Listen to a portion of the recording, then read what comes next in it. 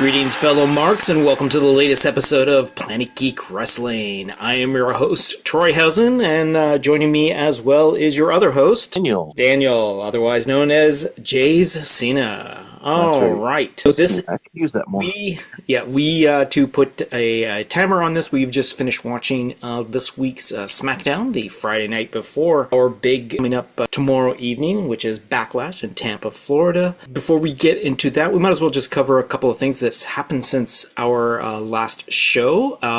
We decided that we're going to do the PLEs every month that they come up, just to get ourselves used to doing this before we turn this maybe into a weekly or maybe a bi-weekly thing, depending on how things go. But since one of the big things that has happened since the ending of WrestleMania 42 was a huge list of superstars that were actually released from the WWE all across the board, from SmackDown, Raw, NXT, even in some developmental stages. One of the first big ones was basically all of the Wyatt Six were released all at one time, which was a bit of a shocker. We lost, released was also like the Motor City Machine Guns. Yeah. They got rid of Alba Fire, who was part of Chelsea Green's crew there. Since she only had one crew, that one really surprised me. Exactly, yeah. Well, I mean, obviously because of the injury and all that sort of thing, she hasn't been able to do much, so just throwing in Alba into a fight every once in a while for the honor of Chelsea Green maybe was a little underwhelming. Long time character on this on the roster was Apollo Crews, who had been there like forever. I mean, I haven't seen him in the ring in the longest time, but obviously they were sort of teaming him up with a returning Matt Cardona, so hopefully that doesn't reflect on anyone else that Matt gets close to. But yeah, so a lot of people had been dropped, including, one of the other one was, I can't believe I forgot to say, Tari Singh was a big shocker while she and Asuka were in a storyline and all that sort of thing, going up against with Io Sky and all that sort of thing, which the Asuka Io thing comes to a head at Backlash, but we'll get to that later on. But one of the other more shocking things is that more recently, like as of like May, we actually lost two members of the MFT. MC Mateo and Tonga Loa were released, as well as a day after they were on screen. Exactly, advancing the storyline. Yeah. And the other really big shocking one was, first of all, the release of Xavier Woods as one half of the New Day. Now, obviously, Xavier has been off for a while with an injury and did not do very much TV time at all. Kofi Kingston was holding down the fort of the New Day, but when Xavier Woods was let go, actually Kofi put in a request for himself to be released out of his extended contract, which was apparently supposed to be another extra 3 years on his contract. But after Xavier was let go, Kofi obviously did not want to be here without knowing that Xavier Woods was going to be there, so we also lost Kofi Kingston, which was also a sad thing. I mean, losing those two guys is just, I mean, at this time, it's kind of hard to say what the higher-ups are going to actually be doing and all that sort of thing, but hey, you never know. You never know, right? So one thing I think we should talk about before we get into the upcoming matches for this PLE on Saturday, the Backlash. I want to talk about something that Dan and I basically messaged each other back and forth throughout the whole entire show of SmackDown. Again, it's always fun that this is a 3-hour show and not the 2 hours edited down to an hour and a half that Raw has become, because we don't watch it live or something like that, or the hour and 40 that NXT is. But so unfortunately, real world events happen, and sometimes you cannot put stuff up to happening at an appropriate time. But this week, I believe Wednesday, the 6th of May? Yes, the 6th, right? Yeah. Yep. Well, you're right. The May the 4th was Monday, so yes, the 6th was Wednesday. Unfortunately, Ted Turner had passed away. longtime rival of the of first of all Vince McMahon to begin with, and the basically running the WCW, which was the big part of the Monday Night Wars that plagued us through ups and downs of good and bad wrestling back in the day, and eventually WWE encapsulated the WCW after Turner Broadcasting decided to drop it and all that sort of thing, but sadly he passed away. Now, the really unfortunate thing about it, Smackdown was the first aired program since his passing, so we actually start off with the title card of In Memory of Ted Turner, and then the pretty much throughout the whole entire 3-hour sequence of this particular episode of Smackdown, we end up dealing with the funeral of the Gingerbread Man. Again, it just happened to be a coincidence that we start off with an actual memorial to an actual person, and then we spend 3 hours of watching Sami Zayn just go insane over the situation, which was quite a nice comical relief throughout the show, which was kind of nice. The whole entire Sami Zayn is like, I'm not crazy. You guys are crazy. Why is this happening and all that sort of thing. So, but we got to see a couple of really good matches over the Friday night SmackDown. Again, we're going to talk about it because it's like literally just happened. Yep.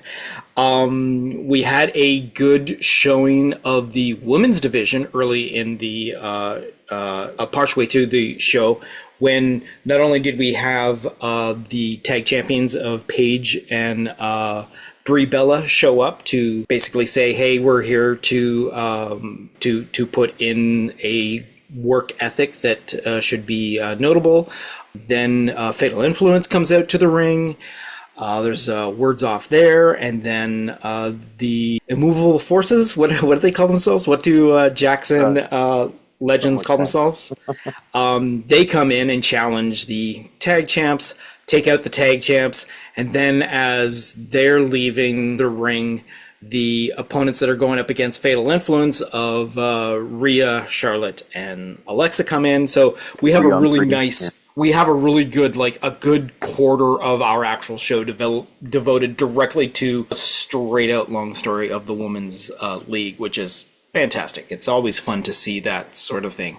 We have our comedy set up through our fantastic appearances of Danhausen. Danhausen, yep, when he first goes through and he steals a Bella hair. He steals from later on. That was a huge clump of hair that he puts into that concoction and all that sort of thing. So he grabbed more than just a single hair. Again, Danhausen is trying to figure out how he's going to... So earlier, he is confronted by Miz and Kit, and he has a little sign-up sheet for he wants people to sign up to be his partner, and then Miz and Kit basically make fun of him that no one has even has the guts to sign up for him, gives him the idea to become his own partner. So it looks like he tries to do some cloning later on again. Hence the grabbing of the hair of one of the Bella. Yeah, the Bella clone. We get a cute little, like, really badly synced sound effects and all that sort of thing. Some really funky lighting and whatnot. And it's just Danhausen being... Yeah, it's Danhausen being his Danhausen best. We have Ricky Saints going up against Matt Cardona at one point, which puts on a really good show. And this is one of the ones that me and Dan were definitely back and forth in our conversation about how we know that Ricky Saints is going to win this match. And how, unfortunately, Matt Cardona, who is a fantastic wrestler, is a great character and all that sort of thing, is unfortunately dealing with being a high-level jobber. He's putting over other wrestlers and all that sort of thing. I mean, getting taken out completely by Randy Orton. So, just before WrestleMania, Randy Orton apparently breaks, quote-unquote, the wrist of Matt Cardona, and about 3 weeks after WrestleMania, he's perfectly fine and healthy, whereas his wife of Chelsea Green has been suffering with a broken ankle since February, which unfortunately last week when she made the announcement that she's going to be returning to wrestling, sadly, again, real life interferes and all that sort of thing, and it's discovered that I can't remember the actual wording, but thankfully, Chelsea had to go in for emergency surgery on her heart to stop a complication that had been gone throughout for almost 10 years of being undiagnosed. She just something about rapid heart rate and all that sort of thing. And during the actual apparently last week's show, her heart rate had spiked for a good 10 minutes to a very dangerous level, and that's when she went to the hospital and thankfully got life-saving surgery, which is good because we want to see more of Chelsea. But unfortunately now we have to wait a little longer before Chelsea Green can put back in more of a challenge against the title holder, whoever it is. Yeah. Right now it's Tiffany Stratton. Chelsea Green is round enough that when she does come back, even if she starts light she can start in the NXT. She was always there pretty much anyway. Yeah. She showed up on all the shows. Oh yeah, and she was also the triple mixed tag team champions at one point with our favorite Ethan Page, Mr. All Ego himself. Now that he's on the top roster, I hope they do something between, well, even though he's Raw and she's Smackdown, I hope once Chelsea comes back that they maybe do something between Chelsea and Matt, because that would be kind of nice to tie that in. But again, usually the relationships things don't really play out very well on the big screen. So anyways, it would be fun though if they, she can make the switch at any time. They can switch it over, bring them together. For sure. They're a hilarious duo. Oh, they work so well together, and all the behind-the-scenes stuff is just so great to see. Canadian aside, she's just a wonderful workhorse to begin with, and a delight to see that she has embraced what it is to be a character in the WWE. So, yeah. All right, so that being said, the first match was the Tiffy time? Yes. Tiffy time. Yeah. I'm not a Tiffany Stratton fan, so I find her timing is generally off, and I think they brought her up too soon. Well, yeah, because she came up really quickly in NXT, and I think within 18 months of joining the NXT, they brought her up to the main roster, which they obviously felt secure in her and all that sort of thing, and she did quite well, but she did seem a little bit out of it. I mean, the timing. This is the second time we saw her. First time she showed up, it was even worse. Her timing was really bad, and she made some mistakes that were sort of slap your face obvious. This one she was better, but it was still felt wrong. She seemed to be out of step with where she should have been for some moves and all that sort of thing. But anyways, yeah. All right, so that's going to bring us to what we're going to be watching tomorrow. Now, like we did with the WrestleMania 2 nights, me and Dan are going to be watching the PLE together and making our comments while the show's going on. And you listeners will listen to it the next day because we're not really good at doing the live stuff anyways because, hey, it's not our thing yet. We're not confident enough in this sort of thing to be constantly talking or having a camera pointed at us that we can interact with our audience. But, eventually, maybe one day we'll get there. So yeah, let's talk about this. So we're going to Tampa, Florida. We do know, where should we go? Because we don't have very many matches. We have 5 matches. What do you want to talk about first? Well, I think we'll just do them in order. They're listed. The order that they listed? Okay, so we'll start off with the big one. The World Heavyweight Championship, which is going to be Roman Reigns, who obviously is the champion, going up against Jacob Fatu. Again, main event. Now, one curiosity before I go guessing this one is the Fatu's been wearing his around and try us, which suggests joining up with someone, in my opinion. Okay, all right. So I not sure who it's going to be, but gotcha. After this, I think he'll probably be back in the family. Okay. It seems like so. Yeah. I'm feeling like he's gonna win, but he's gonna take sympathy on his cousin. Okay. Well, I have read, I don't know this by 100%. This is just stuff that I have read, that apparently Roman Reigns has backed out of almost all of his upcoming appearances that are supposed to take place in June. Yeah, he's off of all the posters. Yes, exactly. He's off of all the posters, except for I think he's still advertised on the SummerSlam poster, I think is what it is, which makes sense because that's something that they promote long in advance, and you don't need to change that and all that. So obviously, we like Roman Reigns usually does after a WrestleMania. He has not done much since. So it looks like we might be losing Roman Reigns. Now, again, it could be something that is either obviously unscheduled for them to all of a sudden be pulling him from the schedule in June, but hey, never knows. And again, this might be it. If Fatu does win, then maybe that will bring the Usos and him together, sort of thing. And Roman will be pushed off to whatever reason he exits and all that sort of thing. So I take it you're going with Jacob Fatu as a win? Oh, yeah. Yeah, I'm pretty sure it's going to be Jacob Fatu as a win as well. Yeah. That was part of the reasons I was going with him, and because he was wearing the family shirt, it feels like he's leading towards joining up with him.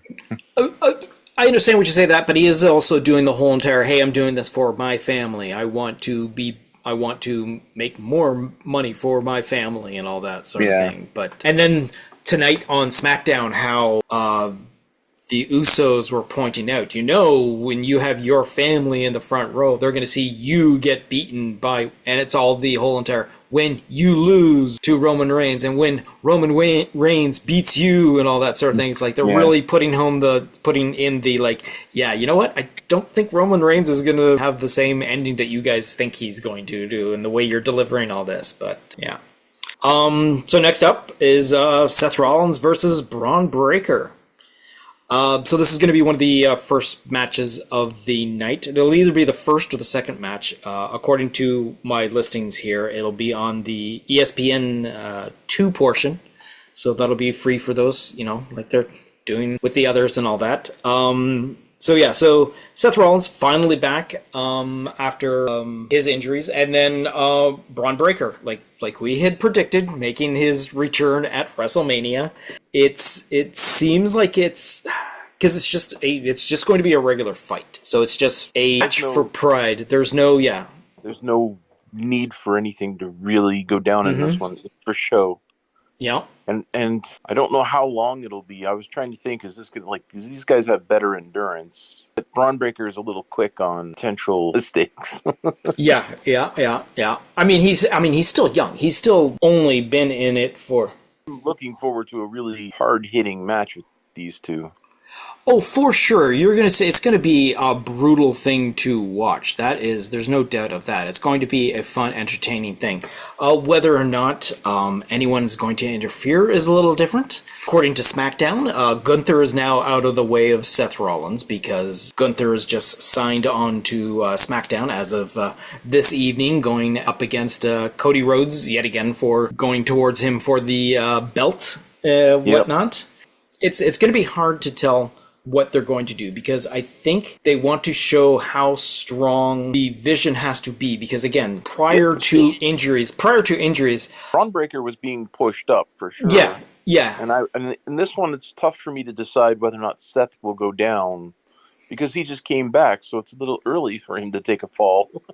Yeah. So I was thinking Seth should win, but then I'm like, but Braun Breaker's been like their storyline moving forward for the vision. Exactly.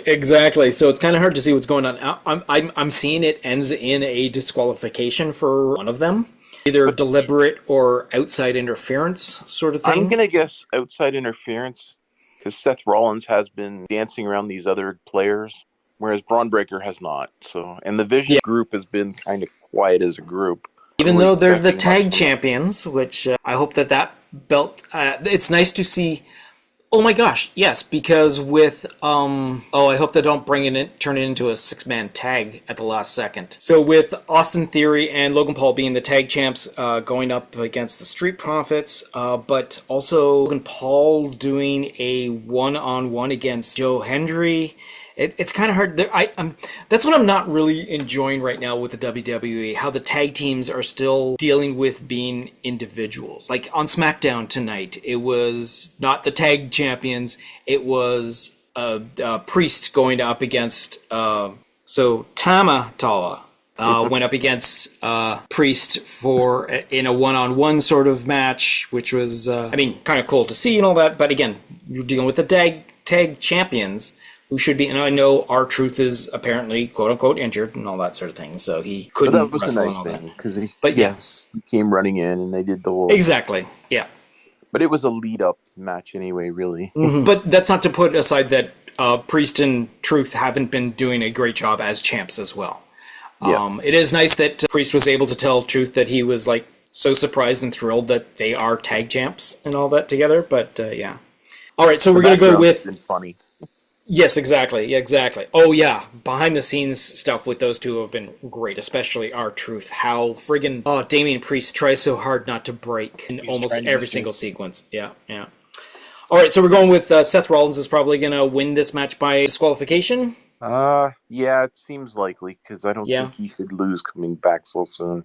Yeah. Not an actual clean, but it'll be a disqualification. It won't be any sort of pinfall or submission or anything. That's for but sure. But if there is a winner, it would be him. So the other match is going to be Asuka versus Io Sky. Again, a long-time running thing. We actually had a promo on Monday night of the two of them face-to-face having a conversation. I love how they do these sort of like pre-taped conversations and all that, and ends up with friggin' Io Sky getting classic way. Yeah. And then the fact that you have to actually watch it because you got to read what they're saying and all that sort of thing. How they switch back and forth in their languages. English to subtitling. Yeah, it just puts so much more drama into it and all that sort of thing. And the fact that Adam Pearce was all there as well, especially at the end when it all falls apart and he yells at friggin' after misting Io Sky in the face, he like yells at her to get out of the room and all that sort of thing. So yeah. Again, this is going to be a fantastic match. We have a limited amount of matches, which is sad to see, but we are definitely going to get a really good match out of these two because these two know each other so well. And what the words are on the street is that there's a good chance that we could have a return of Kari Singh during this match. From what has been said online, it's almost like the exact same thing that happened to R-Truth. The outpouring of disappointment and shock that such a well-known character was let go and then returns back. Obviously R-Truth returned within 2 weeks and all that sort of thing. Now this has been almost 3, but I guess they're just setting it up for a big match between the two rivals of this would make a good one. Asuka. Yep. I really think this would be a good one for Kari Sane to appear in, because she'll probably come in to try and help Asuka and something will go wrong, and then she'll realize this could be her turning face moment. Pull herself away from Asuka to set herself as... Can you imagine an Io Sky and Zayn tag team? Fantastic tag team, yeah. Those two as a tag would be especially now that Io no longer has Rhea on the same show. Yeah, which is so good. Yeah. And Asuka is better alone, I think. Oh, she is totally, yeah. She can handle herself as an individual, yeah. I think she should be going up higher on her own to try and take Rhea Ripley probably and take her belt. Going up against Liv because she's on Raw, so she'd be going up against Liv. Yeah, Liv. Either way, those are the fights I expect. Or she could dabble against Becky as well. So there's always that too. I always mix the groups up. Yeah. Io Sky with Kari would be such a fantastic tag team, taking to the top. Yeah, for sure. I can totally see them being a contender because and then there's that whole conflict can still happen between Rhea Ripley and Kari Sane, who's the best friend. Yeah, there you go. Yeah. All right. So for that, we're going to say more than likely Io Sky is going to come out on top. More than likely. Or Asuka is going to win in a dirty way. It's going to be like a dirty, win. Like a dirty win or a clean win for Io. I mean, that's it's one way or the other, right? I mean, Io's not going to win by a dirty means, but if it all comes down to if Kari comes back.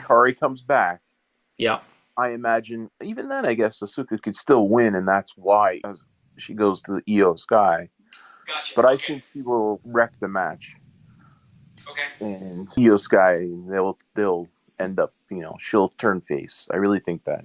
There we go. We'll go with that. That was such a long storyline of her being beat up by Asuka that. Oh my God! Yes. Yeah. To be the Time to whipping end that. girl practically of Asuka. Yeah, exactly. Time to end that. Yeah. All right, so next up on the docket, we have the Trick Williams, who is the United States champion, going up against Sami Zayn. And after the events of tonight's Smackdown, it's going to be one of those sort of matches and all that. Now, it's not to say that Sami can't do a good match. Sami is really good at putting other wrestlers over. Yeah. And Trick Williams being the new hot thing, which I think they should keep Trick Williams a champion for a little bit, like because this is his first defense since it's too soon for him to lose it. It's definitely too soon for him to lose it. But they have to progress the story. They either have to end it here and figure something out for Sami Zayn, because this, unless he's gonna keep harping on Trick Williams, like, look, you're the champion, you have to make this a prestigious thing. Because prior to Trick Williams, we had Carmelo Hayes and Dragunov and the open challenge every single week going at it, which obviously Trick Williams is not going to do. It's not in his personality to do that. But again, I think we have to come up with someone to go for the belt against the United States champion and all that. Again, I don't know who they're going to put up against it, but we have a roster on both shows that are starting to fill up with NXT wrestlers. A lot of them. Yeah, quite a few, especially in the past. I think we just had Sol Ruka sign up on Raw this particular week, so that'll be an interesting look and all that sort of thing. But she went right after Becky, did she not? Yeah, so she's not going to go for the top title, which apparently, because she wasn't a top-level contender in NXT to begin with. She was the Women's World Champ? I can't remember what it is now. To tell you the truth, I'm not even going to look that one up, because I should know better, and I am going to admit to the audience that I am a dumb guy to forget who had what belts. But Sol Ruka was one of those double champions that NXT likes to do. Yes, she was for a long time, actually. And then her falling out with Zarya, which was... That's how you execute a breakup of a relationship.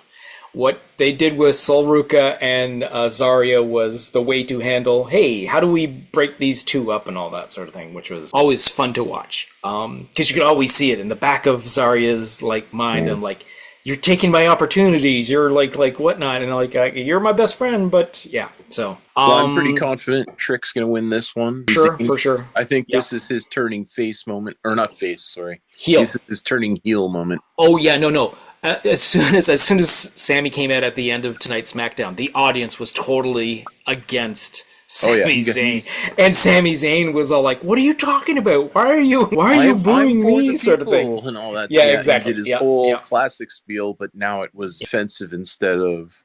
Yeah, exactly. Yeah. So we got we probably have obviously Trick is going to win this. How he's going to win it, don't know. We could get outside interference, or Sami just goes off the rails. I can't see Sami going heel and then go off the rails to lose the match, sort of thing. But still, yes, definitely. No matter what happens, Trick is definitely going to stay champion. That is for sure. Yeah, probably a disqualification. Sami Zayn will probably, if I have to assume something, they're gonna do something with the gingerbread again, and close that one off with Sami Zayn whapping him with it or something. Yeah, but exactly. I think he needs to be beat. I do feel Sami Zayn should be beat completely so that they end the storyline, because he was defeated, not, losing by any technicality. To be a triumphant actual win, like an actual... Yeah, I think it'll be... Without a doubt sort of real win. Okay, gotcha.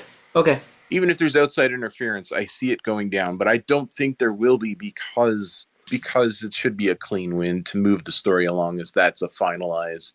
Sami Zayn's going to go all dark, come out as Darth Zane or something. I'm a Star Wars fan, sir.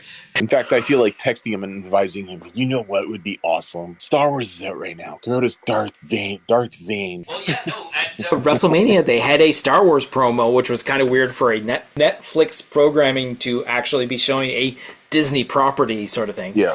Like when you have an actual cosplayer at your event, which is kind of a weird thing to see. So, Next up is the final match, which I think will either be the most hilarious thing we've probably seen so far. Why it's part of a PLE, I do not know, but we have Danhausen and his mystery partner going up against the Miz and Kit Wilson. Yeah. So there's and tonight they completely hinted at something might come out of the box. Exactly, yeah, something that, probably maybe a little underdone sort of thing. I mean, I hope we don't go too there's been over the. I read talk of the possibility of one of the mini Hausens, a mini Hausen coming out and tag teaming with them. Yeah, that would be hilarious and have its big moments and everything. A repeat of what happened at WrestleMania. Yeah, it would be fantastic. Yeah. But there's even some thinking that what was it?